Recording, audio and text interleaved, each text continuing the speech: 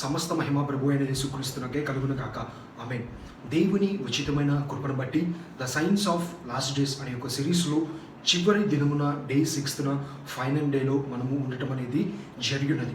దేవుడిచ్చిన ఉచితమైన కృపను బట్టి డే 1 యాంటీక్రైస్ట్ గురించి, డే 2 666 పార్ట్ 1 గురించి, డే 3 666 పార్ట్ 2 గురించి, డే 4 దేవుని యొక్క రాకడ, ఎత్తబడుట మరియు కొనిపోబడుట గురించి, డే 5న పర్మనెంట్ హౌస్, అది హెవెనా హెల్లా అని చెప్పి ప్రతి ఒక్క విషయం నిమించమే ధ్యానించుకునడానికి దేవుడు చూపించిన ఉచితమైన కృపను బట్టి సమస్త మహిమ ఆయనకే ప్రభావములు కలుగును కాక. ఆమేన్. డే 6న ఫైనల్ డే, ఈ దినమున కంప్లీట్గా ప్రతి ఒక్క విషయం నిమిత్తమే రెవల్యూషన్ చాప్టర్ గురించి, ద బుక్ ఆఫ్ రెవల్యూషన్ గురించి ఈ దినమున ధ్యానించుకోబోతున్నాం. కాబట్టి ప్రతి ఒక్కరు ప్రార్థనాపూర్వకంగా ఉండండి. దేవుడు ఒక గొప్ప అద్భుతమైన కార్యాన్ని మీ అందరి జీవితంలో జరిగించడానికి ఇదే ఒక అనుకూల సమయము అని సత్యాన్ని ప్రతి ఒక్కరు గ్రహించండి. ప్రార్థన. మహాపరిశుద్ధుడైన నా తండ్రి, నీకు స్తుతులు. డే 6న ఫైనల్ డేలోకి మీరు నడిపించిన విధానం బట్టి సమస్త మహిమా ఘనత ప్రభావములు నీకే చెల్లులాగన మేమందరము వేడుకుంటున్నాం. ఈ దినమున ఎవరైతే ఈ వాక్యాన్ని వీక్షించడానికి సిద్ధంగా ఉంటున్నారో వారందరి జీవితంలో మీరు గొప్ప అద్భుతమైన కార్యాన్ని జరిగించమని, వింటున్న ప్రతి ఒక్కరితో బహుసూటిగా స్పష్టముగా మీరే వారితో మాట్లాడి అద్భుతమైన కార్యాన్ని జరిగించమని, నీవిచ్చిన సందేశాన్ని నీ బిడ్డలకి అందిస్తుండగా ప్రతి ఒక్కళ్ళు శ్రద్ధ కలిగి వీక్షించులాగున, వినులాగున, మరియు నీ వైపు తిరిగి నీ యొక్క రాజ్యంలో చేరే కృపా భాగ్యాన్ని వారందరికీ దయచేయమని, చివరి క్షణము వరకు కూడా నీ కృప, నీ సన్నిధి అందరికీ తోడుగొంచి నడిపించి మీరే మహిమ పొంది జయాన్ని దయచేయమని యేసుక్రీస్తు నామములో అడుగుచున్నాం మా తండ్రి. ఆమేన్. ఈ రోజున డే 6 నుండి మనమందరము ద బుక్ ఆఫ్ రెవల్యూషన్ గురించి ధ్యానించుకోబోతున్నాం. రెవల్యూషన్ తెలుగులో మనం చూసుకుంటున్నట్లయితే ప్రకటన గ్రంథము. అసలు ఈ ప్రకటన గ్రంథము ఎవరు రాశారు, ఎప్పుడు రాశారు, ఎందుకని రాశారు, ఎవరు చెప్తే రాశారు అనే ఒక విషయం నిమిత్తమే క్లుప్తముగా ధ్యానించుకుందాం. ప్రకటన గ్రంథము రాసినది యోహాను భక్తుడు.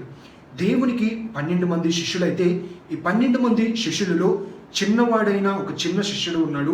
అతనే యోహాను అని చెప్పి మనకి స్పష్టముగా లేఖనానుసారముగా కనబడుతుంది.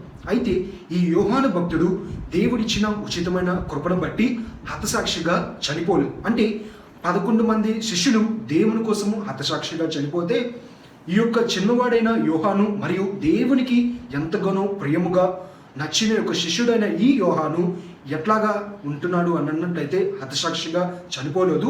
సుదీర్ఘకాలము దేవుని కోసము ప్రయాణించడము మరియు దేవుని కోసము జీవించడం అనేది ఈ యోహాను భక్తుడు తన జీవితంలో జరిగినది. అయితే దేవునికి ఇష్టానుసారంగా ఉంటున్న ఈ యోహాను భక్తుడు తన జీవితంలో దేవుని యొక్క పరిచర్య చేయటం నిమిత్తమే, దేవుని యొక్క సేవ చేయటము నిమిత్తమే, దేవుని యొక్క పని చేయటము నిమిత్తమే ఎన్నడను, ఎప్పుడును, ఎక్కడను వెనకడుగు వేయకుండా దేవునికి ఇష్టానుసారముగా జీవించటం మొదలుపెట్టి ఆయన సేవను చేస్తున్నప్పుడు ప్రజలు ఈ యోహాను భక్తుడిని తీసుకొని పద్మాసు ద్వీపానికి కొనిపోయబడినప్పుడు ఆ యొక్క పద్మాసు ద్వీపంలో యోహాను భక్తుడు ఉంటుండగా పరలోకము నుండి ఒక దర్శనము ఈ యోహాను భక్తుడికి కనబడటం అనేది జరిగి ఉన్నది. ఆ దర్శనములో యోహాను చూసింది ఏంటి అన్నట్లయితే పరలోక రాజ్యమును గురించి ఒక దర్శనము కలిగి ఉండటము జరిగి ఉన్నది.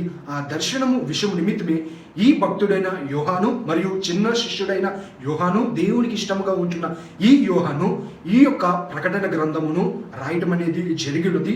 పద్మాస్ ద్వీపములో ఏదైతే పరలోకం గురించి దర్శనాన్ని చూచి ఉన్నాడో దేవుని ఆత్మ అతని మీదకి వచ్చినప్పుడు అతడు లేకపోయిను, అతడు నిశ్చయముగా పరలోక రాజ్యానికి కొనిపోయబడినప్పుడు ఈ యొక్క జరిగిన సంభాషణలన్నిటిని గురించి ఈ ప్రకటన గ్రంథము అధ్యాయములో లిఖించబడటం అనేది జరిగినది. ఈ ప్రకటన గ్రంథము రాసిన వ్యక్తి ఉన్నారు అంటే అది యోహానే అని చెప్పి స్పష్టంగా మనకి కనపడదు. అయితే దేవుని వాక్యం ఇక్కడ చెప్పబడుతుంది. ప్రకటన గ్రంథము మనం చూసుకుంటున్నట్లయితే 22 అధ్యాయాలు ఉన్నాయి. ప్రతి ఒక్క అధ్యాయము నిమిత్తమే అది దేనికి సాదృశ్యముగా ఉంటుంది, ఎవరికి సాదృశ్యముగా ఉంటుంది, దేవుడు ఏమి ఈ యొక్క 22 అధ్యాయం నిమిత్తమే మనకు తెలియపరుస్తున్నాడు అనే విషయాన్ని ఈ సమయమునందున క్లుప్తంగా ధ్యానించుకుందాం. ప్రకటన గ్రంథము 1వ అధ్యాయము మనము చూసుకుంటున్నట్లయితే అది దేనికి సాదృశ్యముగా ఉంటుంది అని అన్నట్లయితే దేవుని యొక్క దైవత్వమునకు సాదృశ్యముగా ఈ 1వ అధ్యాయము లిఖించబడటం అనేది స్పష్టముగా మనము చూడవచ్చు. మరి ప్రాముఖ్యముగా 2వ అధ్యాయము 3వ దేనికి సూచనముగా కనబడుతుంది అని అన్నట్లయితే 7 సంగములను గురించి స్పష్టముగా మనకి కనపడుతుంది. అనగా దేవుడు 7 సంఘములకు ఉత్తరములను లిఖించిన ఆ ఉత్తరములను 7 సంఘములకు పంపడం అనేది జరుగుతుంది. అంటే దానికున్న అర్థము ఏంటి అన్నట్లయితే ఈ 7 సంఘములను గురించి దేవుడు ఏమి ఉద్దేశించిన రీతిగా ఆ 7 సంఘాలు ఉన్నాయా లేవా అనే ప్రతి ఒక్క విషయం నిమిత్తమే ఎలా ఉండాలి, ఎలా ఉండకూడదు, మరియు ఆ 7 సంఘములలో ఉన్న మంచిని గురించి దేవుడు మెచ్చుకుంటూ ఆ 7 సంఘములలో ఉన్న చెడును గురించి దేవుడు విసుగుకుంటూ వారి యొక్క విషయం నిమిత్తమే ప్రతి ఒక్కటి మీరు పలానా విషయం నిమిత్తమే మంచిగా ఉన్నారని దేవుడు అప్రిషియేషన్ చేస్తూ, మరియు మీరు పలానా విషయం నిమిత్తమే చెడ్డగా ఉన్నారు అని చెప్పి దేవుడు కోపపడుతూ అన్ని విషయాల నిమిత్తమే ఈ 2-3 వచనాలలో మనం చూసుకుంటున్నట్లయితే 7 సంఘాలకి దేవుడు ఉత్తరాన్ని స్వయముగా లిఖించటము మరియు ఆ 7 సంఘములకు అందించడం అనేది స్పష్టంగా మనకి ఈ సమయమునందున 2వ అధ్యాయము 3వ అధ్యాయంలో మనకి కనపడుతుంది. మరి ప్రాముఖ్యంగా 4వ అధ్యాయము 5వ అధ్యాయము మనము చూసుకుంటున్నట్లయితే అది దేనికి సాదృశ్యముగా ఉంటుంది అన్నట్లయితే ఈ యోహాను భక్తుడు అక్కడ అనగా ఈ పద్మాస్ ద్వీపములో లేకుండా అక్కడ నుండి ఈ యోహాను భక్తుడు పరలోకమునకు ఎత్తబడెను అనగా కొనిపోయబడెను. ఆది కాండములో ఎలాగైతే హానోకు దేవునితో నడిచిన తర్వాత కొనిపోయబడ్డాడు, అక్కడ నిశ్చయముగా లేకపోయినో అట్టి రీతిగానే పద్మాస్ ద్వీపంలో ఉంటున్న ఈ యొక్క యోహాను ఇక్కడి నుండి కొనిపోయబడ్డాడు. ఆ యొక్క ప్రతి ఒక్క విషయం నిమిత్తమే 4-5 అధ్యాయాలు సాదృశ్యముగా కనబడుతుంది. అయితే యోహాను ఎందుకు ఎత్తబడ్డాడు అని అన్నట్లయితే దేవునితో నడవడము జరిగి ఉన్నది, మరి ముఖ్యముగా దేవునితో ప్రయాణించడము జరిగి ఉన్నది, మరి ముఖ్యముగా దేవునితో సహవాసము కలిగి జీవించి దేవుని యొక్క పని చేయడం అనేది జరిగి ఉన్నది. కాబట్టి యోహాను కొనిపోయబడను, యోహాను ఎత్తబడను, యోహాను పరలోక రాజ్యమునకు వెళ్ళను అని చెప్పి కనపడుతుంది. అయితే ప్రతి ఒక్క విషయం నిమిత్తమే దేవుడు యోహాను భక్తుడు దేనికి సాదృశ్యముగా ఉంటున్నాడంటే సంఘము పరిచయము నిమిత్తమే, సంఘము పరిచర్య నిమిత్తమే, సంఘము ఆత్మను రక్షించడం నిమిత్తమే, సంఘమును సిద్ధపరిచే రీతిగా ఉంటున్నాడు. కాబట్టి ఈ యోహాను భక్తుడు సంఘమునకు సాదృశ్యముగా ఉంటున్నాడు. కాబట్టి ఆ యోహాను భక్తుడు ఎలాగైతే ఈ యొక్క లోకము అనగా పద్మాస్ ద్వీపములో నుండి కొనిపోయబడ్డాడో అదే రీతిగా సంఘము ఈ యొక్క పరలోక రాజ్యానికి ఎత్తబడుతుంది, సంఘము పరలోక రాజ్యానికి కొనిపోయబడుతుంది. కాబట్టి దేవుడు చెప్తున్నాడు ప్రతి ఒక్క విషయం నిమిత్తమే కొనిపోయబడేవారిగా మరియు ఎత్తబడేవారుగా మీరందరూ ఉండాలి అని చెప్పి ఈ 4-5 అధ్యాయాలలో స్పష్టంగా ప్రతి ఒక్క మనుషుడితో మాట్లాడటం అనేది జరుగుతున్నట్టుగా మనము ఈ యొక్క అధ్యాయంలో స్పష్టంగా మనము ఈ సమయమునందున చూచుకుని ఉండొచ్చు. అయితే యోహాను భక్తుడు ఎలాగైతే కొనిపోయబడ్డాడో అదే రీతిగా ఒక దినము రాబోతున్నది. అది ఆయన రాజులుగా ప్రభువులకు ప్రభువులుగా చక్రవర్తిగా ఈ లోకానికి దేవుడు వస్తుండగా ప్రతి ఒక్క విషయం నిమిత్తమే అందరూ కొనిపోబడటం అనేది జరుగుతుంది. ఆ కొనిపోయబడే ఒక దినము రాబోతుండగా అది సమస్తము దగ్గరగా సమయము సమీపించి ఉన్నది. కాబట్టి సత్యాన్ని గ్రహించిన వాడు, పరిశుద్ధముగా జీవించిన వాడు, యథార్థముగా బ్రతికిన వాడు ప్రతి ఒక్క విషయం నిమిత్తమే యోహాను ఎలాగైతే కొనిపోబడ్డాడో, హానోకు ఎలాగైతే కొనిపోబడ్డాడో అదే రీతిగా పరిశుద్ధులు కొనిపోబడతారు అని చెప్పి దేవుని వాక్యం ఇక్కడ స్పష్టంగా కనబడుతుంది. ఈ సంఘము ఎత్తబడింది, యోహాను ఎత్తబడింది. ఎప్పుడు ఎత్తబడుతుంది అని అన్నట్లయితే దేవుడు మధ్యాకాశానికి వచ్చి ఉన్నప్పుడు ఎత్తబడటము మరియు కొనిపోబడటం అనేది జరుగుతుంది. ఎప్పుడైతే దేవుడు మధ్యాకాశములో స్పష్టంగా ప్రత్యక్షం అవుతాడో వెంటనే పరిశుద్ధులందరూ ఇక్కడ నుండి కొనిపోబడటం అనేది జరుగుతుంది. యోహాను అక్కడ కొనిపోబడటం అనేది జరిగింది. ఈ రోజున ఆలోచన చేసినట్లయితే ప్రతి ఒక్కళ్ళు గ్రహించాల్సిన ఒక విషయము ఏంటి అన్నట్లయితే ఒక కుటుంబము కనుక ఉంటున్నట్లయితే ఆ కుటుంబములో నలుగురు జీవిస్తున్నట్లయితే నలుగురులో ముగ్గురే రక్షణ పొంది దేవుణ్ణి సొంత రక్షకుడిగా అంగీకరించారా? దేవుడు మధ్యాకాశంలో ఎప్పుడైతే ప్రత్యక్షం అవుతాడో వెంటనే ఈ ముగ్గురు మధ్యాకాశంలోనికి వెళ్ళిపోయి దేవుణ్ణి కలుసుకునడం అనేది ఒక శుభ పరిణయము జరుగుతుంది. మరి ఎవరైతే ప్రాముఖ్యముగా రక్షణ పొందలేదో నిర్లక్ష్యం చేశాడో ఆ యొక్క వ్యక్తి ఇక్కడ మిగిలిపోవడం అనేది జరుగుతుంది. ఈ రోజున సాధారణముగా చూసుకుంటున్నట్లయితే ఒక కుమార్తెని విడిచి ఒక తండ్రి క్షణము కూడా ఉండలేదు, ఒక కుమారుడిని విడిచి ఒక తల్లి క్షణము కూడా ఉండలేదు. మరి ముఖ్యంగా పిల్లలు తల్లిదండ్రులను విడిచి ఒక దినము కూడా ఉండలేరు అనే ఒక విషయాన్ని ప్రతి ఒక్కళ్ళు గ్రహించగలరు. అయితే ఈ దినమున జరుగుతున్న ఇటువంటి యొక్క పరిస్థితుల గుండా వెళ్తుండగా ఒకరోజు దేవుడు మధ్యాకాశములో ప్రత్యక్షమైనప్పుడు నీవు ప్రేమించే కుమారుడు ఎత్తబడినప్పుడు, లేదంటే నీవు ప్రేమించిన కుమార్తె ఎత్తబడినప్పుడు, లేదంటే నువ్వు ప్రాణముగా ప్రేమించే నీ భార్య ఎత్తబడినప్పుడు, లేదంటే నీవు ప్రాణముగా ప్రేమించే ఒక భర్త ఎత్తబడినప్పుడు, లేదంటే నీవు ప్రాణముగా ప్రేమించే నీ పిల్లలు ఎత్తబడినప్పుడు, లేదంటే నువ్వు ప్రాణముగా ప్రేమించిన నీ తల్లిదండ్రులు ఎత్తబడినప్పుడు, నీవు ఈ లోకములో విడవబడినప్పుడు ఆ రోజున బహు భయంకరముగా ఉంటాయి.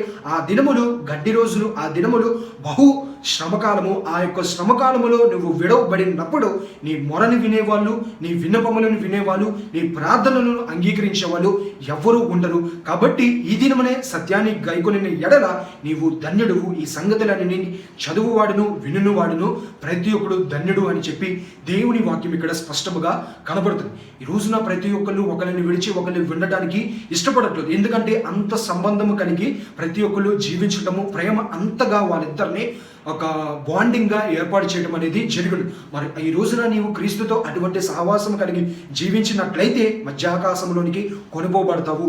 లేదు అన్నట్లయితే భూలోకంలో నువ్వు మిగిలిపోవటము అది ముమ్మారునిగా రానున్న రోజులలో జరగబోతుంది అనే ఒక సత్యాన్ని సమయంలో ప్రతి ఒక్కరు గ్రహించండి. ఎప్పుడైతే సంఘము ఎత్తబడుతుందో, ఎప్పుడైతే యోహాను ఎలాగైతే ఎత్తబడి ఉన్నాడో అదే రీతిగా సంఘము ఎత్తబడుతుంది. దేవుడు మధ్యాకాశంలో ప్రత్యక్షమైనప్పుడు అదే రీతిగా ప్రతి ఒక్క కుటుంబము రక్షణ పొందిన ప్రతి ఒక్క బిడ్డలు దేవుడు మధ్యాకాశంలో ప్రత్యక్షమైనప్పుడు పరిశుద్ధులందరూ ఎత్తబడతారో వెంటనే ప్రపంచమంతా ఒక భయంకరమైన ఒక విపత్తులు జరగటము, దేవుడు మధ్యాకాశంలో ప్రత్యక్షమైనప్పుడు భూమి భూకంపించటము, ప్రతి ఒక్క విషయం నిమిత్తమే అల్లకొల్లోలముగా భూలోకం అంతా మారుతున్నప్పుడు ప్రతి ఒక్క ప్రజలకి అర్థం కాదు ఈ భూలోకంలో ఏంటి, ఏం జరుగుతుంది, ఎలా జరుగుతుంది, ఎందుకని ఇలా జరుగుతుంది అని చెప్పి విడవబడిన వాళ్ళందరూ అనుకుంటున్న ఆ యొక్క దినములలోనే ఆ యొక్క ప్రజలలో నుండే ఒక యాంటీ క్రైస్టు బయటికి రావడం అనేది జరుగుతుంది.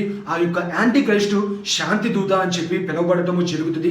ఈ యొక్క శాంతి దూత అయిన యొక్క యాంటీ క్రైస్టు ప్రజలలోనికి నుండి బయటికి వచ్చి మీరు ఏ విషయం నిమిత్తమే చింతించవద్దు, బాధపడవద్దు, దుఃఖము వ్యక్తము చేయొద్దు, ఎన్ని విషయాలు వచ్చినా సరే ఆందోళన పడద్దు. ఎత్తబడిన వాళ్ళ అందరూ అనగా అదృశ్యమైన వాళ్ళందరూ ఈ లోకంలో మీ పిల్లలు అదృశ్యమయ్యారా, మీ భర్త అదృశ్యమయ్యారా, మీ భార్య అదృశ్యమయ్యారా, అదృశ్యమైన వాళ్ళ అందరూ గురించి మీరు బాధపడద్దు. నేను మీకోసమే వచ్చి ఉన్నాను ఆకాశములో నుండి. కాబట్టి ప్రతి ఒక్క విషయం నిమిత్తమే నేను ఎవరైతే అదృశ్యమయ్యారో వారందరినీ నేను మరలా తీసుకొని వస్తాను. అప్పుడు వరకు మీరు కంగారు పడవద్దు, టెన్షన్ పడవద్దు, భయపడవద్దు అని చెప్పి ఈ యొక్క శాంతి దూత అబద్ధం అనేది చెప్పడం జరుగుతుంది. ఆ యొక్క ప్రజలకి మోసము చేయటం అనేది జరుగుతుంది అనే ఒక సత్యాన్ని సమయమునందున ప్రతి ఒక్కళ్ళు గ్రహించండి. ఎప్పుడైతే పరిశుద్ధులందరూ ఎత్తబడతారో, ఎప్పుడైతే సంఘము ఎత్తబడి కొనిపోయబడుతుందో, పరిశుద్ధ గ్రంథంలో మనం చూసుకుంటున్నట్లయితే 7 ముద్రలు మనకి కనబడతాయి. దేవుని సింహాసనం ఎదుట ఉంచబడటం అనేది జరుగుతుంది. ఆ 7 ముద్రలను విప్పబడటము జరుగుతుంది. మరి ఆ 7 ముద్రలను విప్పుతున్నప్పుడు ఎవరైతే పరిశుద్ధులందరూ పైకి వెళ్ళారో, ఎవరైతే పాపాత్ములు అనగా దేవుని నమ్మని, దేవుని ఎరగని, దేవుణ్ణి నిర్లక్ష్యం చేసిన వ్యక్తులు ఈ లోకములో మిగిల్చబడినప్పుడు ఈ 7 ముద్రలను విప్పుతున్నప్పుడు బహు భయంకరమైన శ్రమకాలములలో ఆ దినములలో చోటు చేసుకునడం అనేది జరుగుతున్నది.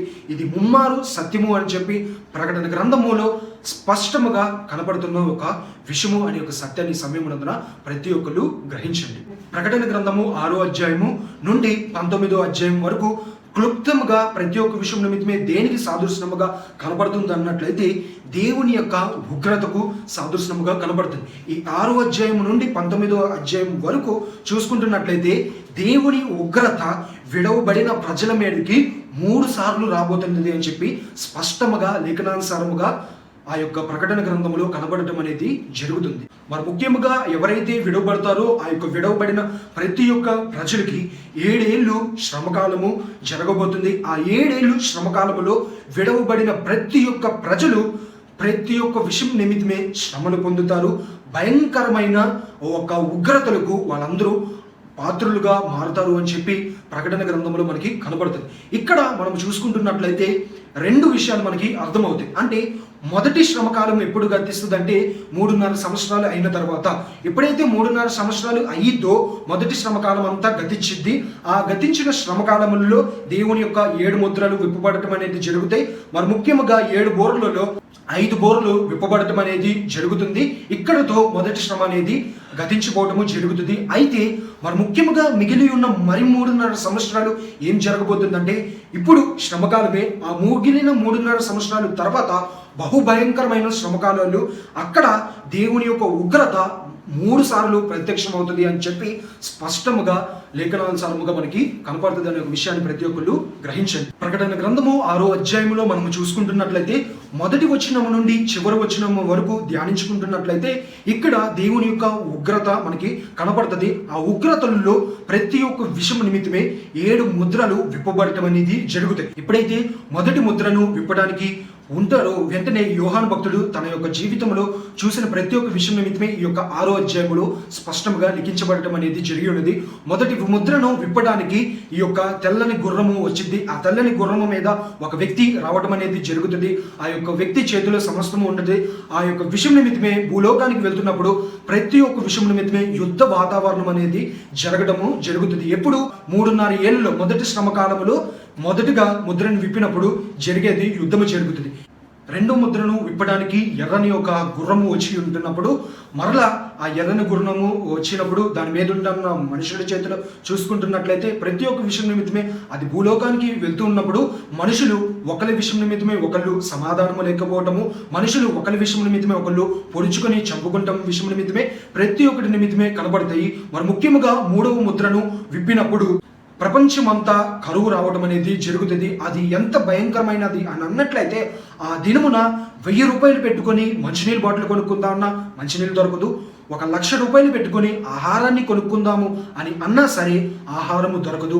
అటువంటి గడ్డి రోజులు, అటువంటి బహు భయంకరమైన శ్రమ దినాలలో ఆ 3వ ముద్రను విప్పినప్పుడు ప్రజలందరూ కరువుకి ఉంటారు. ఆహారము దొరకదు, మంచినీళ్ళు దొరకదు, ఏమి దొరకక ప్రజలు ఆ ఆహారము లేకుండా ఆ పానీయములను లేకుండా అనేక మంది మరణించడం అనేది జరుగుతుంది. మరి ముఖ్యంగా 4వ ముద్రను విప్పినప్పుడు కరువు రావడం అనేది జరుగుతుంది, మరలా యుద్ధము రావడం అనేది జరుగుతుంది, మరియు ఖడ్గము జరగడం అనేది జరుగుతుంది, మరియు అనేక మంది ప్రజలు వేల సంఖ్యలలో మరణించడం అనేది జరుగుతుంది. ఎప్పుడైతే ఈ యొక్క 5వ ముద్రను విప్పుతారో వెంటనే ప్రతి ఒక్క విషయం నిమిత్తమే ప్రజలందరూ మరణించడం అనేది జరుగుతాయి. ఎప్పుడైతే దేవుని యొక్క ఉగ్రత అక్కడికి కనబడుతుందో ఆ విషయం నిమిత్తమే ఎవ్వరూ తట్టుకోలేక అనేక మంది ప్రజలు మరణించడం అనేది జరుగుతుంది. 6వ ముద్రను విప్పినప్పుడు భూమి మొత్తము కంపించింది. అంటే భూలోకము మొత్తము భూకంపముతో వచ్చింది. ఈ రోజున మనం చూసుకుంటున్నట్లయితే పలానా జపాన్లో 0.002 నమోదయ్యిందండి, లేదంటే 4.2 నమోదైందండి, లేదంటే పలానా చైనాలో 1.5 అయ్యిందని చెప్పి ప్రతి ఒక్క విషయం నిమిత్తమే ఈ రోజున చెప్పడం అనేది జరుగుతాయి. ఆ దినమున భూలోకము మొత్తం, ఒక చైనానే కాదు, ఒక జపాన్ కాదు, ఒక ఇండియా కాదు, ప్రతి ఒక్క ప్రపంచంలో ఉన్న అన్ని దేశాలలో ఈ భూలోకము మొత్తము ఒక్కసారి ఇలా షేక్ చేసి కంపించినప్పుడు అనేక లక్షల మంది చనిపోవటము, అనేక మంది తన యొక్క విషయం నిమిత్తమే ప్రాణాలు విడచడము అనేది జరుగుతుంది. అంత బహు శ్రమకాలము ఈ యొక్క విడవబడిన వాళ్ళందరికీ ఉండటము ఈ 7 ఏళ్ళు శ్రమకాలంలో ఖచ్చితంగా జరుగుతున్నది అని చెప్పి దేవుడు స్వయానముగా ఈ యోహాను భక్తుడికి పరలోక దర్శనాన్ని ఇచ్చి దేవుడు అతనిని తీసుకొని వెళ్తున్నప్పుడు వీటన్నిటి గురించి వివరించడము మరియు వాటన్నిటిని గురించి తాము చూసినది మొత్తము సాక్ష్యము ఇస్తున్నాడు ఈ యోహాను భక్తుడు. మరియు 7వ ముద్రను విప్పినప్పుడు పరలోకము మొత్తము అరగంట సేపు నిశ్శబ్దముగా అయిపోయింది. ప్రతి ఒక్క విషయం నిమిత్తమే సైలెన్స్ అయిపోయింది. సమస్తము అందరూ ఆ ఉగ్రత నిమిత్తమే, అందరూ ఆ యొక్క విషయాన్ని నిమిత్తమే భూలోకములో ఉన్న ప్రజలు అందరూ కరువుకి ఖడ్గమునకు మరణిస్తూ ఆకలి దప్పుకులతో భూకంపాల విషయం నిమిత్తమే యుద్ధాలు జరగటము అనేకమైనవి జరిగినవి. ఇంత బహు భయంకరమైన శ్రమకాలము భూలోకములో ఒక దినమున ఎదుర్కోవాల్సి వస్తుండగా ఈరోజే దేవుణ్ణి సొంత రక్షకుడిగా అంగీకరించి ఆయన వైపు తిరుగుతున్నట్లయితే ఎంత శ్రేష్టకరముగా నీ జీవితము మారుతుందో ఈ రోజున వాక్యం వింటున్న ప్రతి ఒక్కరు మీ జీవితంలో క్వశ్చన్ వేసుకునటము అది ఎంతో బహుశ్రేష్టకరమైనది అని చెప్పి ఈ సమయమునందున ప్రతి ఒక్కరు గ్రహించండి. వెంటనే ఎప్పుడైతే పరలోకము గొప్ప నిశ్శబ్దముగా మారి ఉందో ఆ యొక్క విషయం నిమిత్తమే దేవుని యొక్క దూతలు వచ్చి 7 బూరలను పట్టుకొని ఊదుటకు సిద్ధముగా ఉండటం అనేది జరుగుతుంది. మొదటి దూత బూర ఊదినప్పుడు ఏం జరిగింది అని అన్నట్లయితే ప్రకటన గ్రంథము 8వ అధ్యాయం 7వ వచనము స్పష్టంగా ధ్యానించుకుందాం. మొదటి దూత బూర ఊదినప్పుడు రక్తంతో మిళితమైన వడగండ్లను అగ్నియు పుట్టి భూమి పైన పడవేయబడెను. అందువలన భూమిలో 3వ భాగము కాలిపోయెను, చెట్లలో 3వ భాగమును కాలిపోయెను, పచ్చగడ్డి అంతయు కాలిపోయెను. దేవుని వాక్యం ఇక్కడ చెప్పబడుతుందండి. ఎప్పుడైతే మొదటి దూత వచ్చి మొదటి బోర ఊది ఉన్నదో ప్రపంచము విషం నిమిత్తమే చెప్పబడుతుంది. ఏంటి అన్నట్లయితే ప్రపంచములో 3వ భాగము కాలిపోయింది. చట్టంలో 3వ భాగము, భూమి 3వ భాగము, అన్ని విషయాల నిమిత్తమే 3వ భాగం అనేది కాలిపోవటము జరిగినది. ఆ యొక్క దినము బహు భయంకరమైన దినముగా ఉంటుంది. కాబట్టి ఆ దినముల నుండి తప్పించుకోవాలి అని చెప్పి ప్రతి ఒక్కళ్ళు ఈ దినమునే సిద్ధపడటము అది ఎంతో శ్రేష్ఠకరము. మరియు రెండవ దూత వచ్చి రెండవ ఒక బోరని ఊది ఉన్నప్పుడు ఏం జరిగింది అని అన్నట్లయితే ప్రకటన గ్రంథము 8వ అధ్యాయం 8వ వచనము 9వ వచనము నుండి ధ్యానించుకుందాం. రెండవ దూత బూర ఊదినప్పుడు అగ్ని చేత మండుచున్న పెద్ద కొండ వంటిది ఒకటి సముద్రములో పడవేయబడెను. అందువలన సముద్రములో 3వ భాగము రక్తమాయెను. సముద్రములోని ప్రాణము గల జంతువులలో 3వ భాగము చచ్చెను. ఓడలలో 3వ భాగము నాశనమాయెను. మనం చూసుకుంటున్నట్లయితే ఇక్కడ దేవుని వాక్యము స్పష్టంగా కనబడుతుంది. పెద్ద కొండ అనేది విరిగి పడటము జరిగి ఉన్నది. అది ఎప్పుడైతే సముద్రములో పడి ఉన్నదో ప్రతి ఒక్క విషయం నిమిత్తమే ప్రపంచములో ఉన్న యొక్క సీ వాటర్ అనగా సముద్రములలో 3వ భాగము ప్రతి ఒక్క జంతువులు చనిపోవటము, మరి ముఖ్యముగా మీకు కనపడుతున్న కొన్ని దృశ్యాలు ప్రకారము సమస్తము రక్తముతో మారటం అనేది జరిగి ఉన్నది. ఈ రోజున చూసుకుంటున్నట్లయితే సముద్రము కొన్ని దేశాలలో బ్లూ కలర్లో, కొన్ని దేశాలలో వైట్ కలర్లో, కొన్ని దేశాలలో కొన్ని విషయాల నిమిత్తమే కలర్స్గా కనబడుతుంది. అయితే దేవుని యొక్క ఈ ఉగ్రత దినములలో మొదటి శ్రమకాలంలో జరగబోయే ఒక రెండవ దూత బోరు ఊడినప్పుడు ఒక పెద్ద కొండ విరిగి పడటము అది సముద్రంలో పడివేయబడుతుంది. మరి ముఖ్యంగా దాంట్లో ఉంటున్న చేపలు కానీ, జంతువులు కానీ, మొసళ్ళు కానీ, డాల్ఫిన్స్ కానీ, వేల్స్ కానీ, షార్క్స్ కానీ ప్రతి ఒక్కటి చనిపోవడం అనేది జరుగుతుంది. 3వ భాగము మొత్తము చనిపోయి జంతువులన్నీ రక్తముతో ఆ యొక్క సముద్రము ప్రవహించడం అనేది జరుగుతుంది. మీకు కనబడుతున్న దృశ్యము ప్రకారం ఈ రోజున మనం చూసుకోవచ్చు కొన్ని న్యూస్ ఛానల్స్లో కూడా చెప్పడం అనేది జరిగింది. పలానా సముద్రము పలానా జంతువులన్నీ చనిపోయి ఒడ్డుకు వచ్చింది, సముద్రము రక్తముతో మారబడటం అనేది జరిగి ఉన్నదని చెప్పి చాలా టీవీస్లో వీడియో క్లిప్పింగ్స్ అనేది జరుగుతున్నాయి. ఇవన్నీ దేవుని యొక్క రాకడకు సూచనగా ఉండబడటం అనేది జరుగుతున్నది అనే ఒక సత్యాన్ని ప్రతి ఒక్కరు గ్రహించండి. మొదటి బోరలో మనం చూసుకుంటున్నట్లయితే అగ్ని గంధములతో కూడిన ఒక వడగండ్లు పడినప్పుడు భూమి కాలిపోతుంది. ఈ రోజున అటువంటి పరిస్థితులు కొన్ని పాశ్చాత్య దేశములు కనబడుతున్నాయి. కొన్ని విషయాల నిమిత్తమే ఈ యొక్క రెడ్ సీ వాటర్గా మారటము కొన్ని పాశ్చాత్య దేశములలో కనబడటం అనేది జరిగినది. మరియు 3వ దూత వచ్చి బూర ఊదినప్పుడు ఏమి జరిగింది అని అన్నట్లయితే ప్రకటన గ్రంథము 8వ అధ్యాయం 10వ వచనము 11వ వచనము ధ్యానించుకుందాం. 3వ దూత బూర ఊదినప్పుడు దివిటి వలె మండుచున్న ఒక పెద్ద నక్షత్రము ఆకాశము నుండి రాలి నదుల 3వ భాగము మీదను నీటి బుగ్గల మీదను పడెను. ఆ నక్షత్రమునకు మాచీపత్రి అని పేరు. అందువలన నీళ్లలో 3వ భాగము మాచీపత్రి మాయను. నీళ్లు చేదేపోయినందున వాటి వలన మనుషులలో అనేకులు చచ్చిరి. దేవుని యొక్క వాక్యం ఇక్కడ చెప్పబడుతుందండి. 3వ దూత వచ్చి బూర ఊదినప్పుడు ఆకాశము మాచీపత్రి అనే ఒక నక్షత్రము ఆకాశము నుండి రాలి ఎప్పుడైతే నదులలో పడి ఉన్నదో ఆ నీళ్లు విషయం నిమిత్తమే అన్ని చేదుగా మారటం అనేది జరిగింది. అంటే మంచి వాటర్ కానీ, సాల్ట్ వాటర్ కానీ, స్వీట్ వాటర్ కానీ, ఏ వాటర్ అయినా సరే ఆ దినములలో మొత్తము చేదుగా ఉన్నాయి. అవి తాగిన ప్రజలు అనేక మంది, కొంతమంది కాదు అనేక మంది చనిపోబడటం అనేది జరుగుతున్నది. విడవబడిన ప్రతి ఒక్కరు ఈ యొక్క భయంకరమైన శ్రమ దినాలలో పొందుకుంటారు అని చెప్పి దేవుని వాక్యం ఇక్కడ స్పష్టంగా కనబడుతుంది. మరియు 4వ దూత బూర ఊదినప్పుడు ఏమి జరిగి ఉన్నది అన్నట్లయితే ప్రకటన గ్రంథము 8వ అధ్యాయం 12వ వచనము 13వ వచనము ధ్యానించుకుందాం. 4వ దూత బూర ఊదినప్పుడు సూర్య చంద్ర నక్షత్రములలో 3వ భాగము చీకటి కమ్మునట్లును, పగటిలో 3వ భాగము సూర్యుడు ప్రకాశింపకుండునట్లును, రాత్రిలో 3వ భాగమున చంద్ర నక్షత్రములు ప్రకాశింపకుండునట్లును వాటిలో 3వ భాగము కొట్టబడెను. మరియు నేను చూడగా ఆకాశ మధ్యమున ఒక పక్షిరాజు ఎగురుచు బూరలు ఊదబోవుచున్న 3 దూతల బూరలు శబ్దములను బట్టి భూనివాసులకు అయ్యో అయ్యో అయ్యో అని గొప్ప స్వరముతో చెప్పుట వింటిని. దేవుని వాక్యం ఇక్కడ చెప్పబడుతుందండి. 4వ దూత వచ్చి బూర ఊది ఉంటున్నప్పుడు సూర్యుడు మరియు చంద్రుడు మరియు నక్షత్రములు అనగా ఉదయమున ఉదయించే సూర్యుడు, రాత్రి వచ్చే చంద్రుడు, రాత్రికి కనిపించే నక్షత్రములు అన్ని మూడవ భాగం. ప్రతి ఒక్క విషయం నిమిత్తమే సూర్యుడు, చంద్రుడు, నక్షత్రములు మరియు ప్రకాశించే వెలుగులు అన్ని మూడవ భాగము కొట్టబడటం అనేది జరిగి ఉన్నది. విడవబడిన ప్రతి ఒక్కరు ఈ శ్రమకాలములో పొందుకునటము ఇవన్నీ జరగడం అనేది స్పష్టంగా సత్యము అని చెప్పి దేవుడు వాక్యం ఇక్కడ స్పష్టంగా మనకి కనబడుతుంది. మూడవ భాగము సూర్యుడు కాలిపోయి, మూడవ భాగము చంద్రుడు కొట్టబడి, మూడవ భాగము నక్షత్రములు కొట్టబడినప్పుడు బహు భయంకరముగా, అంటే సూర్యుడు ఉదయించినా సరే చీకటిగానే ఉంటుంది, చంద్రుడు ఉన్నా సరే ఆకాశములు వెలుగు కనిపించదు, నక్షత్రములు ఉన్నా సరే అవి అదృశ్యమవుతాయి. ఈ రోజున మనము చూసుకుంటున్నట్లయితే అనేకమైన దేశాలలో ఎండ వస్తున్నా సరే మధ్యాహ్నకాల సమయమునందున కూడా చీకటిగా మారటము దేశమంతా కనబడుతున్నది. రాత్రికాల సమయమునందున చంద్రుడు అదృశ్యమవుతాము. నక్షత్రములు ఇదివరకు కనబడే యొక్క సంఖ్యల కన్నా ఈ దినములలో నక్షత్రాలు కనబడే సంఖ్యలు బహు తక్కువగా కనబడుతుండగా ఇవన్నీ దేవుని యొక్క రాకడికి సమీపముగా ఉంటున్నావని సత్యాన్ని సమయమునందున ప్రతి ఒక్కరు గ్రహించండి. మరి ముఖ్యంగా 5వ దూత వచ్చి బోర ఊదినప్పుడు ఏం జరిగింది అని అన్నట్లయితే ప్రకటన గ్రంథము 9వ అధ్యాయం మొదటి 3 వచనాలు క్లుప్తంగా ధ్యానించుకుందాం. 5వ దూత బూర ఊదినప్పుడు ఆకాశము నుండి భూమి మీద రాలిన ఒక నక్షత్రమును చూచి తిని అగాధము యొక్క తాలపు చెవి అతనికి ఇయ్యబడెను. అతడు అగాధము తెరువగా పెద్ద కొలిమిలో నుండి లేచి పొగ వంటి పొగ అగాధములో నుండి లేచెను. ఆ అగాధములోని పొగ చేత సూర్యుని వాయుమండలమున చీకటి కమ్మెను. ఆ పొగలో నుండి మిడతలు భూమి మీదకి వచ్చెను. భూమిలో ఉండు తేళ్లకు బలమునట్టు వాటికి బలము ఇయ్యబడెను. దేవుని వాక్యం ఇక్కడ చెప్పబడుతుందండి.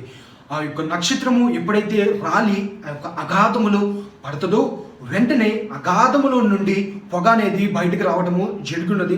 ఆ పొగ బహు భయంకరంగా ఉంటుంది. ఆ అగాధములో నుండి వచ్చిన పొగలో నుండి కొన్ని మిడతలు, వేల సంఖ్యలలో కొన్ని మిడతలు బయటకు రావడము జరిగినది. ఆ యొక్క మిడతలు వచ్చి ఎవరైతే విడవబడి ఉంటారో వారి యొక్క చేతులను మరియు వారి యొక్క తలలను, వారి శరీరాలను కొట్టడం అనేది జరుగుతుంది. ఎప్పుడైతే కొడుతుందో వెంటనే ఆ యొక్క విషయం నిమిత్తమే ప్రజలు ఎందుకు ఇంత శ్రమకాలము, అసలు చనిపోతే బాగుండని చెప్పి ఎంత ప్రయత్నించినా సరే ఏ మనుషుడు తను స్వయముగా చనిపోవటానికి ఆ దినములలో ఉండదు. మరియు మరణము వెంట ఎంత ప్రయాణం చేసి నేను మరణిద్దాం అని అనుకున్నా సరే మనుషుల యొద్ద నుండి మరణము దూరముగా పారిపోవడం అనేది జరుగుతుంది. ఎందుకంటే ఆ శ్రమకాలంలో ప్రజలు అనగొట్టబడాలి, దేవుని యొక్క ఉగ్రతలకి వాళ్ళు ఆహుతి అవ్వాలి అని చెప్పి దేవుడే చేసినాడు. ఎందుకు ఈ లోకంలో అనేకమైన చెప్పారండి. దేవుడు జీవించమన్నాడు, ప్రేమించమన్నాడు, ప్రతి ఒక్క విషయం నిమిత్తమే గ్రహించమన్నాడు.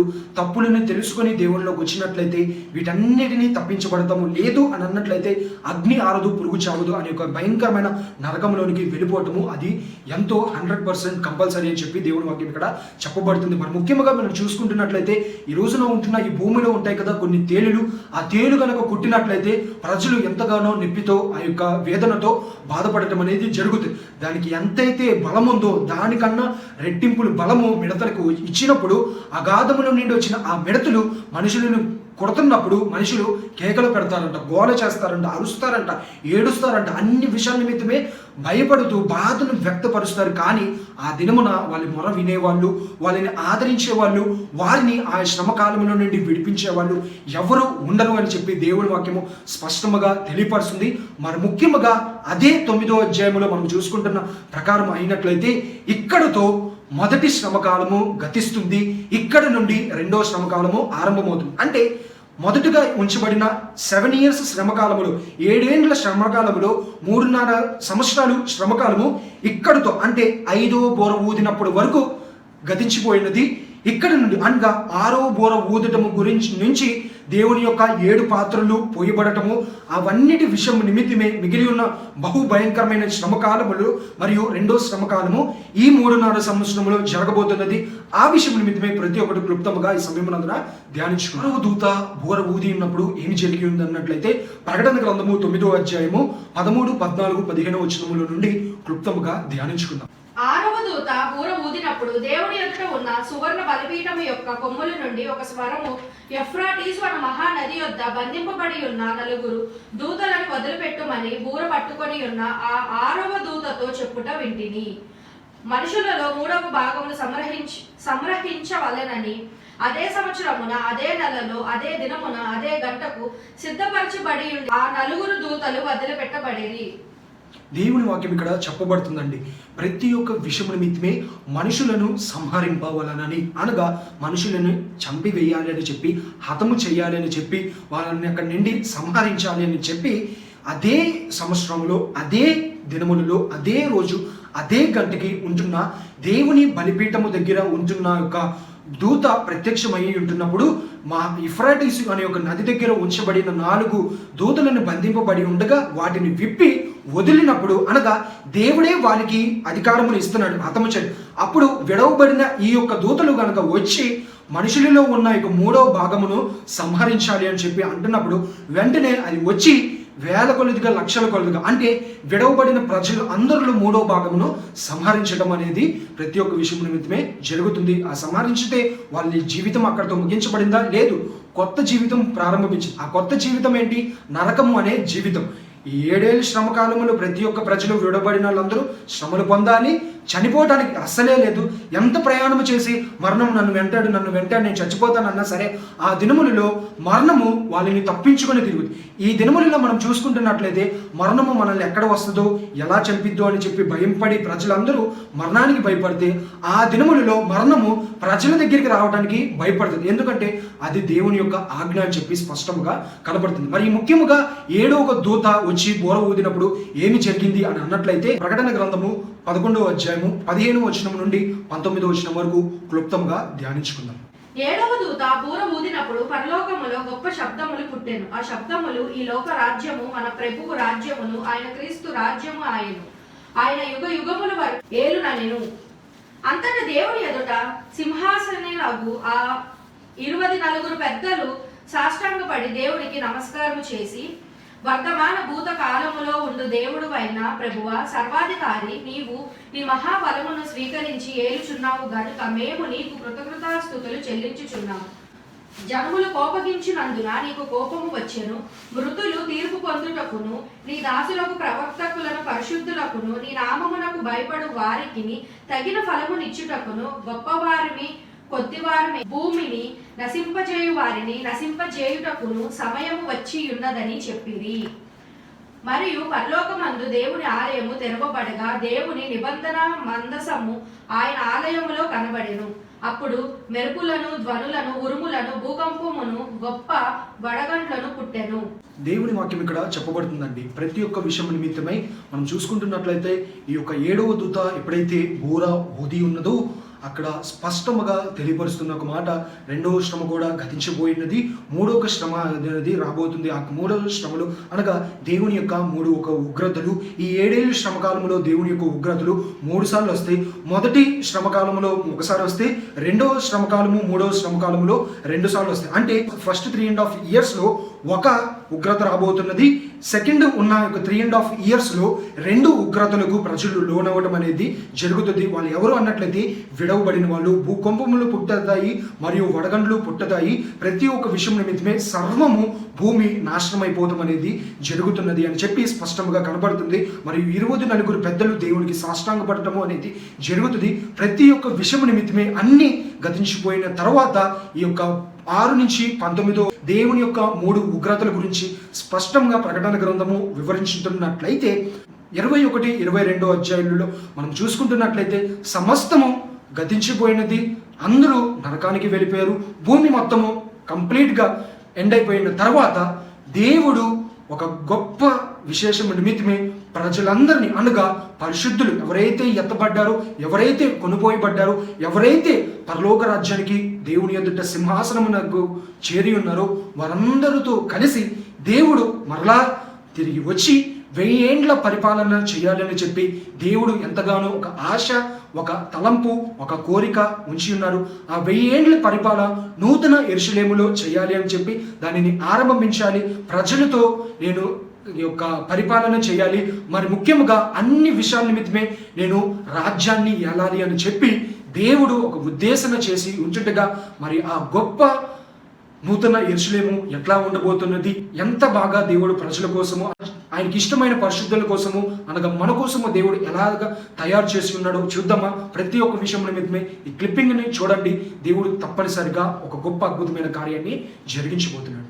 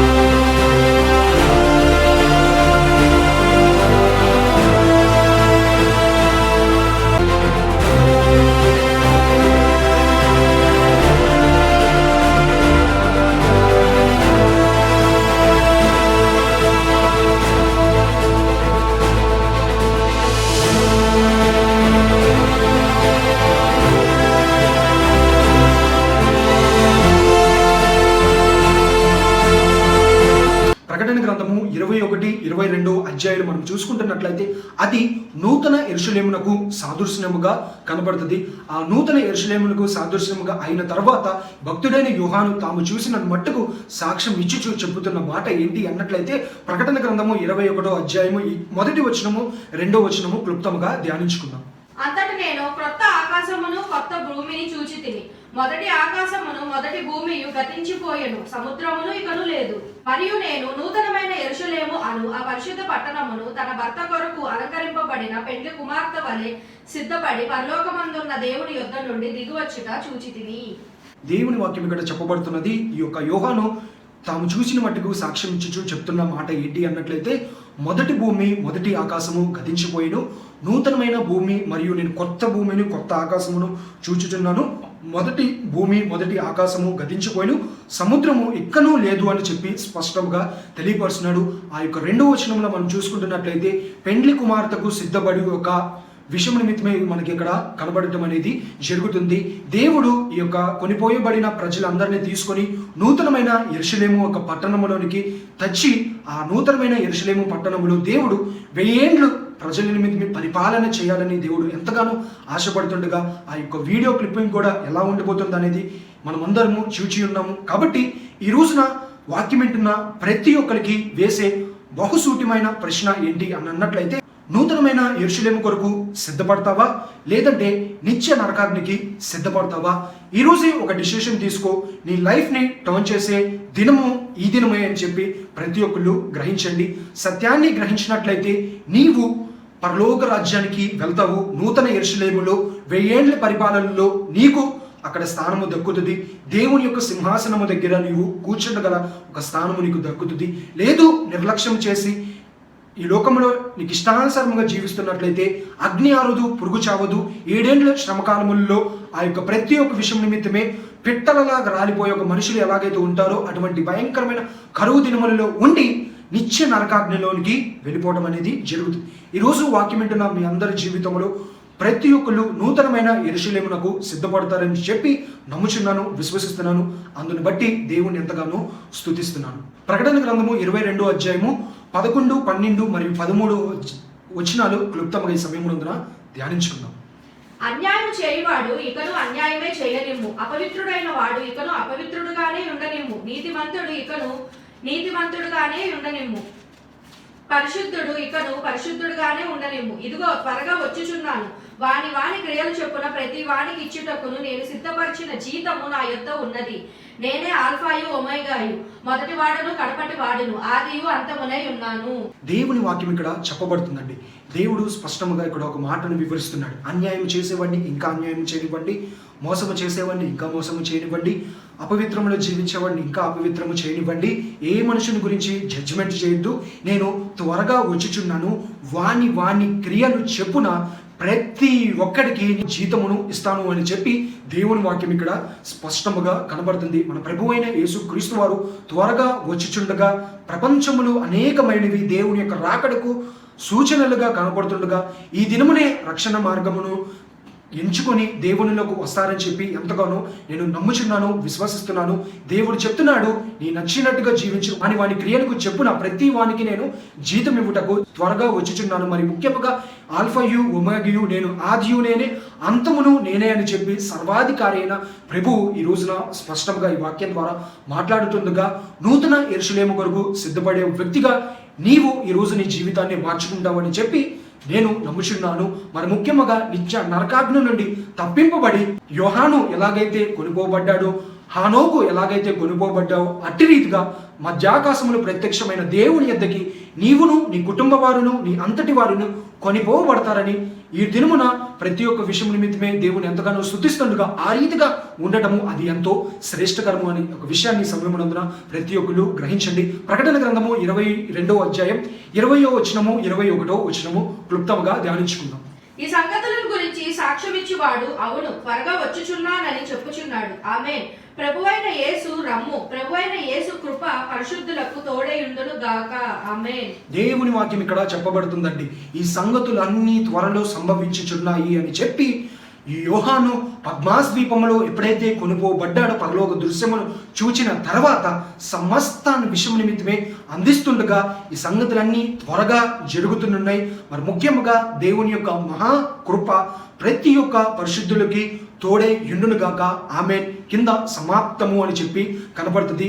ఒక దినము రాబోతున్నది. ఆ దినమున మన ప్రభు అయిన యేసుక్రీస్తు వారు మధ్యాకాశానికి ప్రత్యక్షమవుతుండగా పరిశుద్ధ జీవితాన్ని జీవించినట్లయితే ప్రభువు దగ్గరికి నీవు కొనిపోబడతావు. అపవిత్రమైన జీవితాన్ని నీవు జీవించినట్లయితే నిత్య నరకాగ్నిలోనికి నీవు వెళతావు అనే ఒక విషయాన్ని సమయమునందున గ్రహించండి. వాక్యం విన్న ప్రతి ఒక్కళ్ళతో అడిగే ఒక ప్రశ్న, నూతనమైన యెరూషలేముకి వెళ్తారా లేదంటే నిత్య నరకాగ్నికి వెళ్తారా? దట్ ఈస్ యువర్ చాయిస్ అని చెప్పి ఈ దినమున మీ అందరికీ తెలియజేస్తున్నాను. మరి ముఖ్యంగా నేను కోరుకునే ఒక విన్నపము ఏంటి అన్నట్లయితే, ఈ దినమున ఎవరైతే ఈ వాక్యాన్ని వీక్షించారో ఈ ప్రకటన గ్రంథములో అనేకమైన సత్యాలు మర్మాలు దాగి ఉంటుండగా సమయము సరిపోదు గనుక కాబట్టి అనేకమైనవి తగ్గించి ఈ షార్ట్ టైంలో ఈ యొక్క ప్రకటన గ్రంథం గురించి క్లుప్తమైన వివరణ అందించడము దేవుని యొక్క కృపను బట్టి జరిగి ఉన్నది. కాబట్టి ఒక 7 days టైం తీసుకోండి. ఈ దినమున ఆదివారము కాబట్టి రేపటి దినమున గురించి ఒక 7 days టైం తీసుకొని ప్రతి దినమున 3 అధ్యాయాలు చదవండి. ప్రకటన గ్రంథం మొత్తం 22 అధ్యాయాలు ఉంటుండగా మండే 3 అధ్యాయాలు, ట్యూస్డే 3 అధ్యాయాలు, వెడ్నెస్డే 3 అధ్యాయాలు, థర్స్డే 3 అధ్యాయాలు, ఫ్రైడే 3 అధ్యాయాలు, సాటర్డే 3 అధ్యాయాలు, సండేకి వచ్చేటప్పటికి 19 అధ్యాయాలు కంప్లీట్ అయిపోతాయి. సండే నాడున మీరు 3 అధ్యాయాలు కాదు 4 అధ్యాయాలు చదివినట్లయితే ప్రకటన గ్రంథము కంప్లీట్ అవుతుంది. ఏ విషయం నిమిత్తమే కంగారు ఏమీ లేదు. ప్రతి ఒక్క విషయం నిమిత్తమే ఆగి ఆలోచించి అన్నిటిని చదవండి. దేవుని వాక్యము చెప్పబడుతున్నది. ప్రకటన గ్రంథము 1వ అధ్యాయం 3వ వచనంలో సమయము సమీపించి ఉన్నది కనుక ఈ ప్రవచన వాక్యములను చదువువాడును ఇందులో రాయబడిన సంగతులను గైకొనిన వాడును వినని వాడును ధన్యుడు అని చెప్పి దేవుడు చెప్తుండగా ఈ రోజున ఆ యొక్క విషయం నిమిత్తమే అందరూ నిశ్చయముగా తప్పకుండా చదువుతారని ఆశిస్తున్నాను. కాబట్టి ప్రతి ఒక్కళ్ళు నూతనమైన యెరూషలేమునకు వెళ్ళాలి అని చెప్పి సిద్ధపడండి. మన ప్రభు అయిన యేసుక్రీస్తు వారు త్వరగా రాని ఉంటున్నాడనే సత్యాన్ని సమయమునందున గ్రహించండి. మహాపరిశుద్ధుడైన నా తండ్రి, నీకే స్తుతులు. డే 6లోనికి ఫైనల్ డేలోనికి నడిపించిన విధానం బట్టి నీకే వందనాలు చెల్లిస్తున్నాను ప్రభువా. నీవిచ్చిన ఉచితమైన కృపను బట్టి the signs of last days అని ఒక 6 days సిరీస్లో antichrist 666 Part 1, 666 Part 2, heaven గురించి, లైఫ్ ఆఫ్టర్ డెత్ గురించి ఈ దినమున కంప్లీట్గా బుక్ ఆఫ్ రెవల్యూషన్ గురించి ధ్యానించుకునడానికి నీవిచ్చిన జ్ఞానాన్ని బట్టి, సామర్థ్యాన్ని బట్టి, శక్తిని బట్టి నీకే వందనాలు తెలియజేస్తున్నాను. ఈ దినమున ఎవరైతే ఈ వాక్యాన్ని వీక్షించాడో ప్రతి ఒక్కళ్ళు సత్యాన్ని కనుగొని ఈ ప్రకటన గ్రంథంలో ఉన్న ప్రతి ఒక్క విషయం నిమిత్తమే ఈ శ్రమకాలంలో నా జీవితము వెళ్ళకూడదు, నా కుటుంబము వెళ్ళకూడదు, నా బిడ్డలు వెళ్ళకూడదు, మా తల్లిదండ్రులు వెళ్ళకూడదు అని ఎవరి కాళ్ళు వ్యక్తిగత జీవితంలో నీ కొరకు సిద్ధపడి నీ రాజ్యములో ఎత్తబడే రీతిగా మధ్యాకాశంలో నీవు ఎప్పుడైతే ప్రత్యక్షం అవుతావో ఎత్తబడే గుంపులో వాక్యం వింటున్న ప్రతి ఒక్కరు ఎత్తబడే కృపా భాగ్యాన్ని వారందరికీ మీరే దయచేయమని, గొప్ప కార్యాన్ని జరిగించమని ఈ 6 days సిరీస్లో నీ నామమునకే మహిమ ఘనత ప్రభావములు చెల్లేని నమ్ముతూ ఏ ఒక్క ఆత్మ కూడా ఆ 7 ఏండ్లు భయంకరమైన 3 ఉగ్రత శ్రమలకు ఆహుదైపోకుండా నిత్య నరకాగ్నిలోనికి వెళ్లకుండా నువ్వు పరిపాలించి 1000 ఏండ్ల పరిపాలనలో ప్రతి ఒక్క ప్రజలు ఉండే కృపా భాగ్యాన్ని వారందరికీ దయచేయమని, నీ నామమునకే మహిమ ఘనత ప్రభావములు దర్శకమని, నీ నామము నిత్యము స్తుతింపబడులాన గొప్ప కార్యాన్ని జరిగించమని యేసుక్రీస్తు నామములో అడుగుచున్నాం మా తండ్రి, ఆమేన్. ఈ 6 days సిరీస్ అందరూ విన్నారని చెప్పి దాన్ని బట్టి ఎంతగానో స్తుతిస్తున్నానండి. సమస్త మహిమ ప్రభు అయిన యేసుక్రీస్తునకే కలుగును గాక, ఆమేన్. ఈ 6 days సిరీస్ మీకు ఎంతో దీవెనకరంగా ఉంటున్నాయని, మీ జీవితాన్ని మార్చుకునే ఒక వర్తమానాలని చెప్పి నేను ఎంతగానో నమ్ముచున్నాను. అందుని బట్టి దేవుణ్ణి స్తుతిస్తున్నాను. విన్న వాక్యాలను బట్టి ఇతరులకి తెలియపరచండి. తప్పనిసరిగా ఈ రోజున ఆ యొక్క నూతనమైన యెరూషలేము కొరకు సిద్ధపడతారని చెప్పి, నిత్య నరకాగ్నికి నో చెప్తారు అని చెప్పి దేవుని యొక్క సేవకుడుగా నేను ఆశిస్తున్నాను. అందుని బట్టి దేవుని ఎంతగానో స్తుతిస్తున్నాను. ప్రతి ఒక్క విషయం నిమిత్తమే మీరందరూ మంచి డిసిషన్ తీసుకొని దేవునితో సహవాసం చేసే ఒక బ్రతుకు జీవించడము మీ జీవితానికి, మీ కుటుంబ జీవితాలకి, మీ ఆత్మీయ జీవితానికి బహుశ్రేష్టకరము అనే ఒక విషయాన్ని ప్రతి ఒక్కరు గ్రహించండి.